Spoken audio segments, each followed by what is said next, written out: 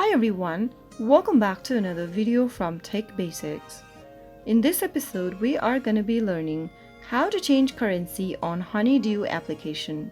To change your default currency to something else on Honeydue, first of all, open the Honeydue application and also make sure to sign in to your account. After you get to the main activity page, tap the More button at the bottom right corner. In the expanded pop-up, tap on Settings. Once you open up the Settings menu, tap on Localization and tap on the Currency drop-down. Choose the currency you are trying to change to from the options, and you will then be able to change your default currency to something else on Honeydue. So that's how simple it is. If you found the video to be helpful, go ahead and give us a thumbs up. Don't forget to subscribe to our channel by hitting the subscribe button. Press on the bell icon so that you'll never miss another upcoming upload from us. I will see you again in the next episode. Thank you for watching.